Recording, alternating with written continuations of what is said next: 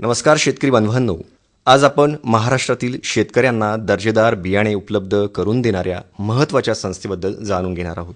महाबीज म्हणजे महाराष्ट्र राज्य बियाणे महामंडळ. आपल्या सर्वांना परिचित असेल की सन 1976 मध्ये स्थापन झालेली ही संस्था संशोधन, प्रमाणित आणि उच्च गुणवत्तेची बियाणे शेतकरी बांधवांपर्यंत निरंतर पोहोचवत आहे. विविध पिकांच्या सुधारित वाणांचं उत्पादन, प्रक्रिया, साठवण आणि वितरण यामध्ये महाबीजची महत्त्वपूर्ण भूमिका आहे. आज या संस्थेच्या कार्यपद्धतीविषयी, शेतकरी बांधवांसाठी ज्या काही विविध योजना असेल आणि महाबीजच्या भविष्यातील उद्दिष्टांबाबत अधिक माहिती जाणून घेण्यासाठी आपल्यासोबत महाबीजचे माननीय व्यवस्थापक IAS श्री दिलीप स्वामी सर आलेले आहेत. स्वामी सर, सर्व श्रोत्यांच्या वतीने, शेतकरी बांधवांच्या वतीने आणि अकोला आकाशवाणीच्या वतीने मी आकाशवाणीच्या स्टुडिओमध्ये आपलं मनपूर्वक स्वागत करतो. नमस्कार. नमस्कार, धन्यवाद. सर, थोडं शेतकरी म्हटलं तर महाबीजसोबत एक वेगळंच असं नातं जुडलेलं आहे शेतकऱ्यांचं. कारण गुणवत्तापूर्ण जे बियाणं म्हटलं की एकदम डोळ्यासमोर तर महाबीज.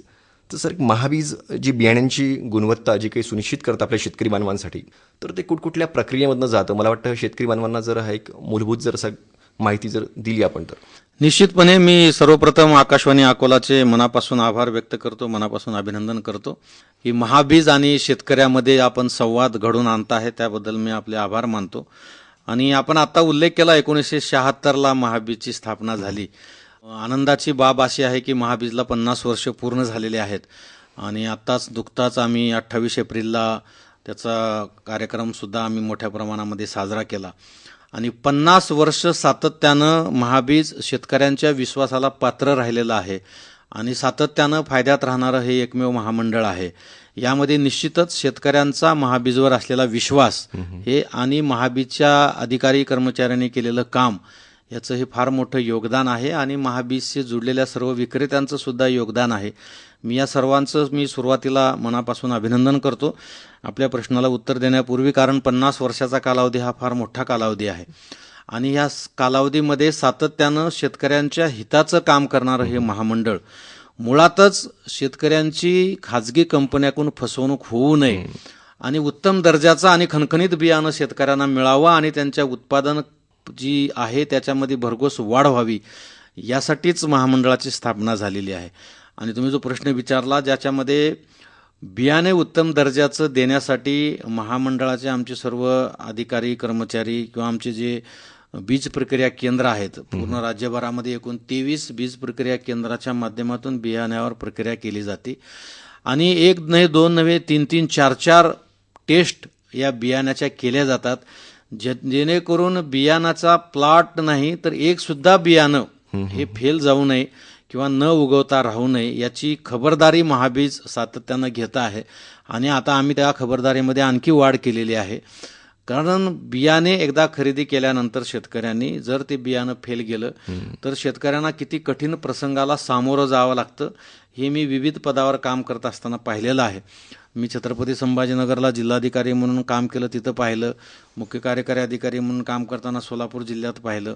थोडं जरी नुकसान शेतकऱ्यांना झालं तर त्यांना फार त्रास होतो आणि तो त्रास होऊ नये आणि आपलं बियाणं, महाबीजचं बियाणं डोळे झाकून शेतकऱ्यांनी घ्यावं आणि डोळे झाकून त्यांना भरघोस उत्पादन मिळावं, यासाठी अनेक प्रक्रिया ठरवून दिलेल्या आहेत. आमचे वैज्ञानिक जे आहेत, आमचे जे अधिकारी आहेत, हे डोळ्यात तेल घालून ते प्रक्रिया बारकाईनं पाहत असतात.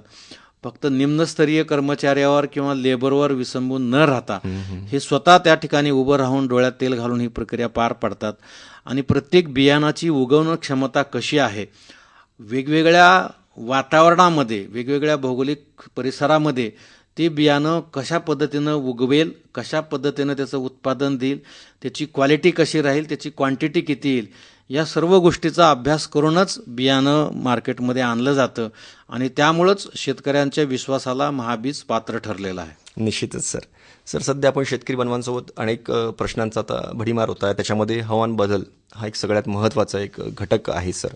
तर या पार्श्वभूमीवरती महाबीजच्या माध्यमातून काही नवीन वाणांच्या विकासावर सुद्धा भर दिला जात असेल, त्याविषयी काय सांगाल सर? निश्चितपणे फक्त हवामान बदलाचा तर हा विषय फार मोठ्या प्रमाणामध्ये चर्चेला येतोय. आता यावर्षी अल्निनोचा इफेक्ट होणार आहे म्हणून पर्यावरण तज्ज्ञ सांगत आहेत आणि त्याच्या संदर्भात काही इशारे पण दिलेले आहेत.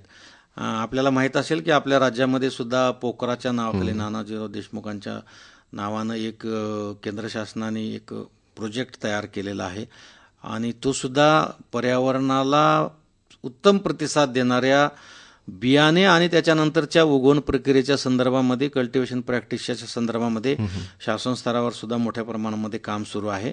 पण महाबीज या दृष्टिकोनातून, कारण आपण पाहतोय एक 5-50 किलोमीटरचा अंतर गेला की क्लायमेट चेंज होतं आणि मग सरसकट महाराष्ट्रासाठी किंवा ज्या महाराष्ट्राच्या व्यतिरिक्त इतर राज्यामध्ये जिथं काम चालू आहे किंवा जिथं महाबीजची मागणी आहे त्या सर्व क्लायमेटचा सुद्धा विचार आम्ही बियाणे उत्पादनाच्या बाबतीमध्ये करतो आहोत.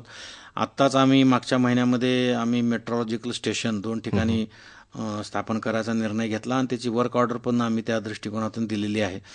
आणि राज्याच्या वेगवेगळ्या भागातून पर्यावरणाचे जे काही संकेत मेट्रोलॉजिकल डिपार्टमेंट देत आहे त्याच्या अनुषंगानं त्या वातावरणामध्ये बियाणं उत्तम प्रमाणे रुजलं पाहिजेत आणि उत्तम प्रमाणे उगवलं पाहिजेत आणि तिथले जे काही वातावरणीय बदल आहेत त्याला सस्टेनेबल राहतील, त्याला प्रतिकार चांगल्या पद्धतीनं करतील आणि चांगलं उत्पादन देतील अशा पद्धतीचं बियाणं निर्माण पूर्वी पण महाबीजनं केलेलं आहे, आता पण करत आहे आणि या दृष्टिकोनातून महाबीजचा निश्चितपणे यावर भर राहणार आहे. कारण भविष्यामध्ये सध्याच्या एकंदरीत वातावरणीय बदलाचा जर ग्राफ बघितला तर सातत्यानं त्याच्यामध्ये बदल होत आहेत आणि त्या दृष्टिकोनातून भविष्याचा वेध घेऊन महाबीज सुद्धा बियाणे आणि तत्सम प्रॉडक्ट तयार करताना त्या सुद्धा गोष्टीचा निश्चितपणे विचार करत आहे. शेतकरी बांधवांसाठी सगळ्यात महत्त्वाचं आहे सर की शेतकरी बांधवांना वेळेत आणि योग्य दरामध्ये बियाणं उपलब्ध झालं पाहिजे. त्या अनुषंगाने महाबीज का आपल्या योजना राबवत आहे? नाही, फार अतिशय सिस्टमॅटिक पद्धतीनं महाबीज या दृष्टीनं काम करत असतं. खाजगी कंपन्या ज्या आहेत त्या खाजगी कंपन्याचं बियाणे मार्केटला आल्यानंतर त्यांच्या कंपन्याचे रेट्स आणि महाबीजच्या रेट्समध्ये खूप फरक असतो, कारण आपण शेतकऱ्यांच्या हिताच्या दृष्टिकोनातून किमती आपण ठरवत असतो. महाबीजमध्ये आता मी व्यवस्थापकीय संचालक म्हणून काम करत असताना मी पाहिलेलं आहे की याच्यामध्ये एक उपसमिती आहे ज्याच्यामध्ये निवडून आलेले सन्माननीय संचालक त्याच्यामध्ये असतात आणि एक या उपसमितीच्या माध्यमातून एक दर निश्चिती समिती असते. त्या दर निश्चिती समितीच्या मार्फत हे दर निश्चित होत असतात. एका बाजूंना महाबीजचा तोटा झाला नाही पाहिजे हे पाहत असताना शेतकऱ्याचं पण तोटा किंवा नुकसान झालं नाही पाहिजेत किंवा शेतकऱ्यांना बियाणे खरेदी करता येईल इतपतच किमती त्याच्यामध्ये आम्हाला ठेवायला पाहिजेत. कारण प्रायव्हेट कंपन्या कुठल्याही किमती ते ठरवू शकतात पण महामंडळ ते ठरवू शकत नाही. पण महाबीजचं जे बियाणं आहे ते शेतकऱ्यांना योग्य वेळी आणि योग्य किमतीत आणि योग्य त्या ठिकाणी, म्हणजे आम्ही नेहमी आमच्या चर्चेमध्ये आम्ही सांगत असतो की मार्केटिंगमध्ये एक 3-4 पी फार महत्त्वाचे असतात. एक आहे प्राईस, ते अत्यंत महत्त्वाचं आहे आणि ते प्राईस फिक्स करताना आम्ही शेतकऱ्यांचं हित डोळ्यासमोर ठेवतो. त्याच्यानंतर आहे दुसरं प्लेस, म्हणजे कुठं आपण ते देणार आहे. आता महाबीजनं बियाणं केलं आणि इथंच ठेवलं अकोल्यात तर त्याचा उपयोग होणार नाही. तर शेतकऱ्यांना फेवरेबल कुठं ठिकाण आहे ते डीलरच्या मार्फत आम्ही त्या ठिकाणी हे करतो. ते प्रमोशन हा एक फार महत्त्वाचा विषय आहे. तर ते प्रमोशनसुद्धा आम्ही आमच्या वेगवेगळ्या माध्यमातून त्या ठिकाणी करतो आहोत आणि या सगळ्या माध्यमातून डीलर्सना सुद्धा 2 पैसे मिळाले पाहिजेत. कारण शेतकरी आणि महाबीज याच्यामध्ये डीलर्स हा महत्त्वाचा दुवा आहे. ब्रिजचं काम ते करत असतात, त्यामुळं त्यांना सुद्धा दुर्लक्षित करून चालत नाही. म्हणून आम्ही संचालक मंडळाला आम्ही विनंती केली यावर्षी आणि पहिल्यांदाच यावर्षी मी पदभार घेतल्यानंतर माझ्या डोक्यामध्ये हा विषय होता की जर आपण डीलर्सना दुर्लक्षित केलं तर उद्या डीलर्स महाबीजचं बियाणे विकायला नाखुश राहतील आणि त्याचा फटका महामंडळाला बसू शकतो आणि उत्तम दर्जाचं बियाणं शेतकऱ्याला मिळालं नाही म्हणून शेतकऱ्यांना सुद्धा त्याचा फायदा म्हणजे फटका बसू शकतो. म्हणून आम्ही डीलर्सचं पण ह्यावेळेस हित लक्षात घेऊन किमती त्या पद्धतीनं ठेवलेत जेणेकरून डीलर्सना 4 पैसे जास्तीचे मिळतील.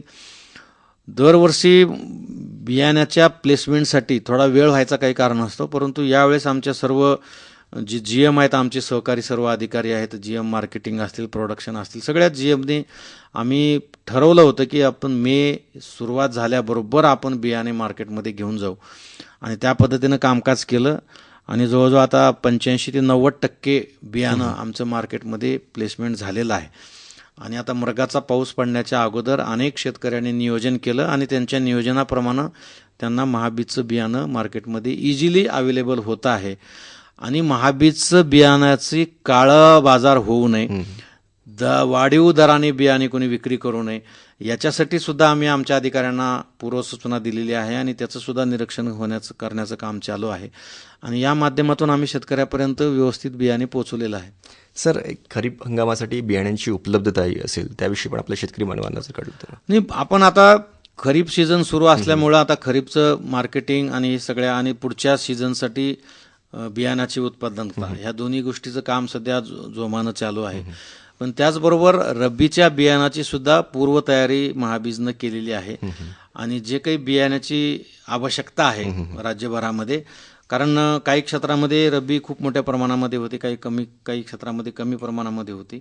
काही पिकाच्या आणि काही वाणाच्या बाबतीमध्ये मागणी मोठी आहे, काही पिकाच्या आणि वाणाच्या बाबतीमध्ये मागणी नगण्य आहे. पण ह्या सगळ्या गोष्टी लक्षात घेऊन खरीपाच्या बियाणाची सुद्धा संपूर्ण तयारी महाबीजनं केलेलं आहे आणि रब्बी सीझनाच्या वेल इन ॲडव्हान्समध्ये हे बियाणं मार्केटमध्ये उपलब्ध होईल याच्यासाठी आम्ही सर्व प्रयत्न करत आहोत.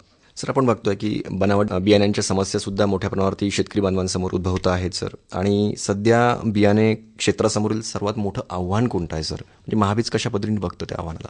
नाही, कारण शेती हा मुळातच फार मोठा विषय आहे. सर्वदूर क्षेत्रामध्ये इतक्या मोठ्या क्षेत्रामध्ये खरीपाची आणि रब्बीची लागवड होत असते आणि भौगोलिक क्षेत्रफळ राज्याचं बघितलं तर आपल्या लक्षात येईल की इतक्या दूरपर्यंत हे सर्व नियंत्रण करणं आणि प्रत्येक ठिकाणी क्लायमेटिकल चेंज आहेत, भौगोलिक चेंजेस आहेत, सॉईल क्वालिटीमध्ये चेंजेस आहेत, व्यापारी परिस्थितीमध्ये चेंजेस आहेत आणि या सर्वांना एकत्र बांधून एका धाग्यामध्ये बांधून महाबीजनं जे काम केलेलं आहे, सगळ्यात मोठं आव्हान जर महाबीज समोर कुठलं आहे तर महाबीजनं निर्माण केलेलं बियाणे, ज्याला आम्ही अस्सल खणखणीत नाणं म्हणतो, हे शेतकऱ्यापर्यंत योग्य त्या दरानं योग्य त्या वेळेत पोचवणं आणि हे पोचवतं करत असताना मध्ये जे हार्डल्स आहेत, मध्ये जे स्पीड ब्रेकर्स आहेत, त्याला पार करणं हा एक मोठा विषय असतो आणि ते आम्ही पार केलेलं आहे आणि ते पार करतो आहोत. त्याच्यासोबत खाजगी बियाण्याची कंपन्याची एक मोठी स्पर्धा महाबीजला त्या ठिकाणी करावं लागतं आणि खाजगी कंपन्याला त्यांच्या बियाणाचे दर ठरवताना ते कंपनीच्या दृष्टिकोनातून, प्रॉफिटच्या दृष्टिकोनातून ते विचार करतात. परंतु महाबीज हे शासन अंगीकृत उपक्रम असल्यामुळं महाबीजला फक्त महाबीजचा फायदा एवढाच विषय लक्षात घेऊन चालत नाही, तर त्यांना शेतकऱ्याचं सुद्धा हित लक्षात घेतलं पाहिजेत आणि त्यामुळं आम्हाला बऱ्याच ठिकाणी मर्यादा पडतात. आम्ही मोठ्या प्रमाणात जाहिराती करू शकत नाही, आम्ही मोठ्या प्रमाणामध्ये डीलर्सना मुनाफा मिळवून देऊ शकत नाही किंवा आम्ही मोठ्या प्रमाणामध्ये महाबीजला वाटेल त्या पद्धतीनं आम्ही किमती निश्चित करू शकत नाही. हा एक मोठा फरक खाजगी कंपन्यांमध्ये आणि आमच्यामध्ये आहे आणि म्हणून मी आता प्रत्येक डीलर्सच्या मिटिंगमध्ये स्वतः मॅक्झिमम ठिकाणी जाऊन मी आवाहन करतो शेतकऱ्यांना की तुम्ही महाबीज हे तुमचं महामंडळ आहे, शेतकऱ्यांचं महामंडळ आहे, शासनाचं महामंडळ आहे. जेव्हा केव्हा दुर्दैवानं नैसर्गिक आपत्ती होती, अतिवृष्टी होती, गारपीट होती, शेतकऱ्यांचं नुकसान होतं, तेव्हा शासन भरमसाठ मदत शेतकऱ्यांना करत असतं. शेतकऱ्यांचं नुकसान कधी भरून निघू शकणार नाही, त्याचा मोबदला कोणी देऊ शकणार नाही, परंतु शासन त्यांना एक आधार म्हणून फुलना फुलाची पाकळी मदत करतं, पण ती पण रक्कम लाखो कोटीमध्ये जात असते. बरोबर. आणि एका बाजूनं शेतकऱ्यांना ही शासन सर्व मदत करत असताना शेतकऱ्यांनी सुद्धा महाबीजला प्रायोरिटी दिली पाहिजे की महाबीजचं बियाणं, महाबीजचे प्रॉडक्ट हे आवर्जून आपण घेतलं पाहिजेत.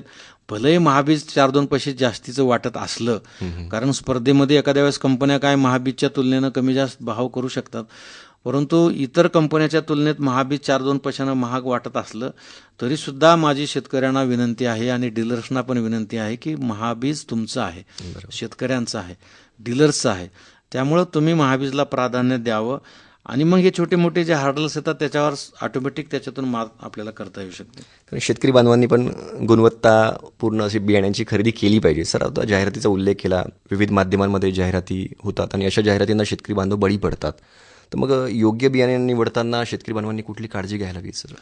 निश्चितपणे, कारण जाहिरातीचं युग आहे आणि आपण बघतो अनेक प्रॉडक्ट जाहिरातीच्या जोरावर प्रचंड खप ते करतात, मोठ्या प्रमाणामध्ये विक्री करतात, पण नंतर लक्षात येते की ज्या पद्धतीने जाहिरात झाली त्या पद्धतीने ते प्रॉडक्ट नसतात. आता शेती हा मुळात अतिशय म्हणजे संवेदनशील विषय आहे. शेतकऱ्यांच्या जीवनमरणाचा तो प्रश्न असतो. दरवर्षी पावसाळा येतो, बियाणे लागतं आणि मग काही कंपन्या भरमसाठ जाहिरातीच्या माध्यमातून, आणि मला एक नम्रपणे सर्व शेतकरी बांधवांना सांगितलं पाहिजे की महाबीज बियाणे तयार करत असताना अतिशय काळजी घेतं. म्हणजे एकसुद्धा बियाणं, एकसुद्धा बी फेल जाणार नाही या दृष्टिकोनातून ती काळजी घेतं. आणि महाबीजमधून निघालेलं बियाणं हे ताऊन सलाखूनच निघालेलं असतं. आणि म्हणून पूर्वी आमच्या लहानपणी एक जाहिरात होती, फार मला ते आता नेहमी आठवती, पेरलं महा उगवलं महा, अशी एक जाहिरात होती. आणि तुकाराम महाराजांच्या ओवी जशा आहेत की शुद्ध बीजापोटी फळे रसाळ गोमटी. तर फळे रसाळ गोमटी जर आपल्याला घ्यायचा असेल, भरघोस उत्पादन आपल्याला घ्यायचं असेल, भरघोस फायदा आपल्याला जर करून घ्यायचा असेल, तर महाबीजच्या बियाण्याला पर्याय नाही आहे असं माझं ठाम मत आहे. कारण बियाणं तयार करताना तेवढी काळजी घातली जाते, डोळ्यात तेल घालून ते काम सर्व केलं जातं. आणि त्यामुळं शेतकऱ्यांनी बियाणे निवडत असताना डोळे झाकून महाबीजचं बियाणं निवडावं, पहिला भाग. जर काही कारणास्तव महाबीजचं बियाणे पुरेसं नसेल त्या ठिकाणी, किंवा आम्ही पुरवू शकलो नाही, किंवा काही कारणास्तव मागणी वाढली आणि आम्ही कुठं कमी पडलो, तर त्यावेळेस पर्यायी बियाणं शोधत असताना सुद्धा त्या बियाण्याची उगवण क्षमता, त्या बियाण्यावर काय प्रक्रिया केलेली आहे, काय ट्रीटमेंट केलेली आहे, त्या कंपनीचा पूर्व इतिहास काय आहे. आजकाल कुणी चार लोक एकत्र येतात आणि कंपनी तयार करतात आणि नको त्या पद्धतीनं बियाणं तयार करून भारी अट्रॅक्टिव्ह लेबल वगैरे लावून विक्री करतात. आणि आम्ही कॉमन एक ग्राहक म्हणून जेव्हा बघतो, चांगलं पॅकिंग असलं आणि चांगली जाहिरात असली की आपण पण बळी पडतो. बियाणाचं सोडून द्या, पण बाकी आपल्या दैनंदिन जीवनामध्ये आपण अनेक वस्तू, अनेक खाद्यपदार्थ आपण जाहिरातीवर विसंबून किंवा पॅकिंगवर विसंबून आपण खरेदी करतो. परंतु ते क्षणिक असतं. परंतु शेतकऱ्यांचं तसं नसतं. अख्खं रान, अख्खं एकर हेक्टर त्यांचं शेत त्या बियाण्याचं व्यापलेलं असतं.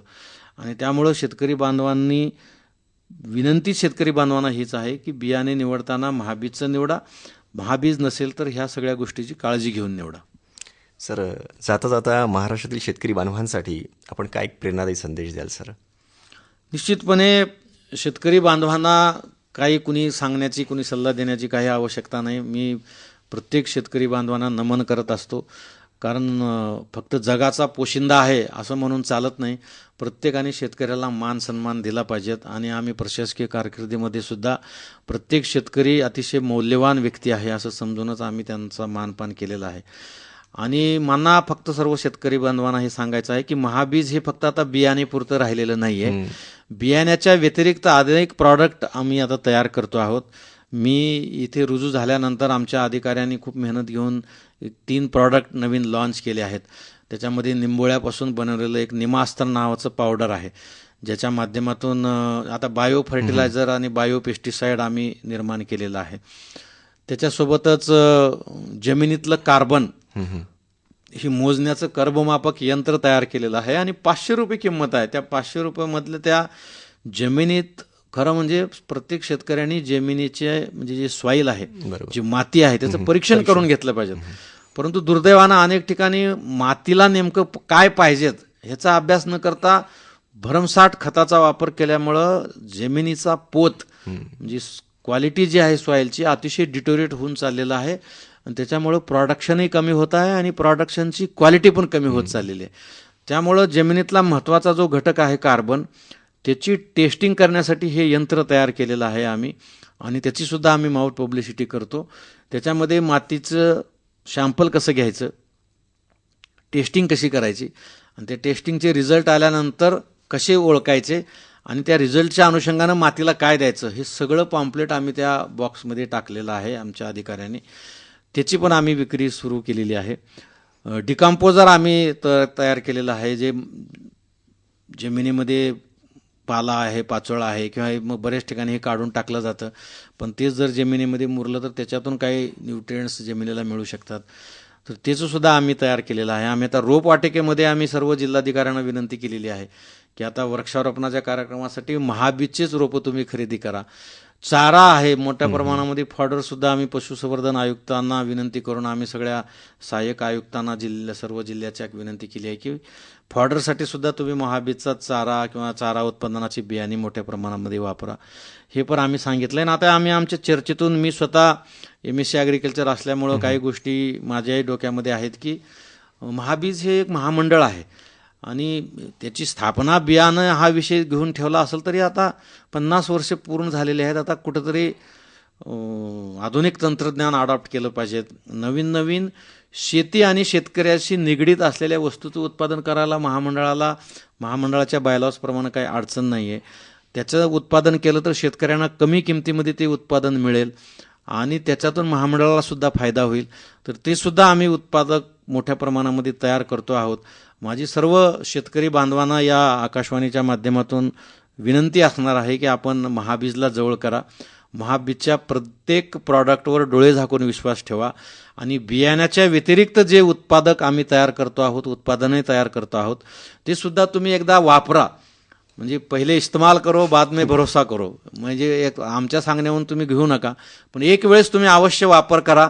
तुमचा विश्वास या उत्पादनावर बसेल आणि तुम्हाला कुणीही न आग्रह करता तुम्ही ते भविष्यात खरेदी कराल आणि आपल्या उत्पादनामध्ये वाढ कराल. आणि आपल्या उत्पादनामध्ये वाढ होणे, आपला जे काही शेतीतून आपल्याला जे काही इन्कम सोर्स आहे तो भरभराटीचा व्हावो अशी मी ईश्वरचरणी प्रार्थना करतो आणि सर्व शेतकऱ्यांना शुभेच्छा देतो.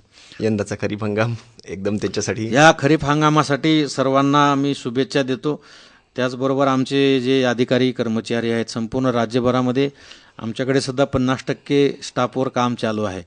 त्यांचं सुद्धा मला अभिनंदन केलं पाहिजे महाबीजचा MD म्हणून, कारण अतिशय विपरीत परिस्थितीमध्ये ते काम करतात. त्यांचं अभिनंदन आहे. डीलर्स काही 4 पैसे कमी मिळत असताना सुद्धा आत्तापर्यंत महाबीजशी जुळून घेतले चांगल्या पद्धतीनं आणि भविष्यात त्यांच्या फायद्याचा निश्चितपणे महामंडळ विचार करणार आहे. त्यांचं आणि आमचे सर्व अधिकारी कर्मचारी सायंटिस्ट महाबीजशी प्रत्यक्ष अप्रत्यक्ष जोडलेल्या सर्वांचं अभिनंदन आणि आभार व्यक्त करत असताना मी आकाशवाणी अकोलाचे सुद्धा मनापासून आभार व्यक्त करतो की आपल्या माध्यमातून मला शेतकऱ्यापर्यंत पोहोचता आलं. निश्चितच सर, आपण इथे उल्लेख केला की आपण MSc ॲग्रिकल्चर आहात, तर निश्चितच हे शेतकरी बांधवांच्या एकदा मनापर्यंत तुम्ही ज्या गोष्टी सांगितल्या आहेत ते त्यांच्यापर्यंत पोहोचल्यात. आपण सुद्धा एका शेतकरी कुटुंबातून आले आहेत, तर निश्चितच आपल्या आव्हानाला शेतकरी बांधव प्रतिसाद देतील सर. आपण इतक्या व्यस्त काळात सुद्धा इथे आल्यात, शेतकरी बांधवांना आणि अकोला आकाशवाणीला जो आपला अमूल्य वेळ दिला त्याकरता मी सर्व शेतकरी बांधवांच्या वतीने आणि अकोला आकाशवाणीच्या वतीने आपले खूप आभार मानतो. धन्यवाद. धन्यवाद. सर्व श्रोत्यांचे आणि आकाशवाणीचे सुद्धा मनापासून आभार. धन्यवाद. जय हिंद. Thank you sir.